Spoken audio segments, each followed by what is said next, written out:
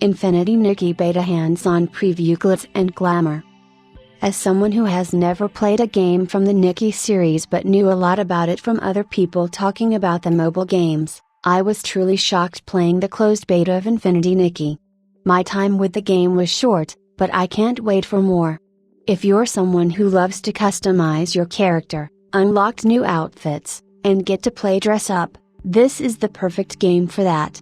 Typically, I avoid the gacha game experience, and it took me a while to realize that Infinity Nikki was a gacha game until it was mentioned in a tutorial.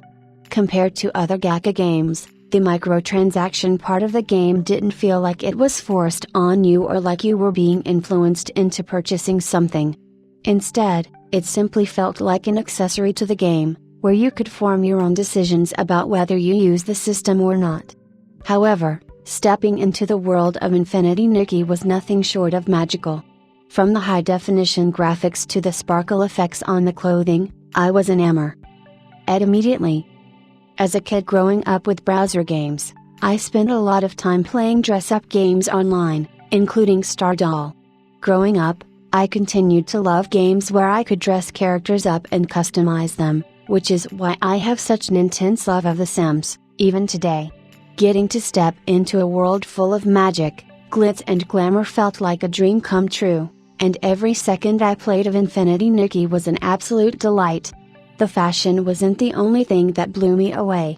The Unreal Engine 5 powered graphics and location designs were absolutely stunning, and I ended up with quite a few screenshots just to create some backgrounds for my laptop. The lighting was perfect, and it was very realistic and magical to look at. In certain locations, it reminded me of The Legend of Zelda, Breath of the Wild, but with more realistic animations and stylistic choices. Going into it, I had no idea what to expect. I knew it was an open-world game, but that was as far as my knowledge went. What I wasn't expecting was to have to complete puzzles, take part in delicate platforming, and fight enemies. The enemies in the game reminded me a lot of the Heartless from Kingdom Hearts, giving me a little shot of nostalgia when I'd have to interact with them. Although it wasn't much of a combat sequence, as you just had to fire up purification or bat them, they would disappear. I liked that Nikki's dress would change depending on what abilities she had to use. For example, if she had to jump and float, her dress would change into a gorgeous blue dress full of shimmer as she floated on bubbles to get to her location. It reminded me a lot of typical girly toys you'd get as a kid, like the Barbie dolls that would change color when submerged in water. The first city you stumble upon is beautiful and teeming with life, with plenty of different characters to talk to, mini games to complete, and side quests to embark on. One of the mini games I enjoyed was having to steer a paper crane away from trees and stones to be able to complete it. It wasn't difficult by any means, but it had a lovely, unique animation style. My only gripe came when entering the Stylists Guild. For some reason, you go from being able to pan your camera around as much as you want to a locked camera.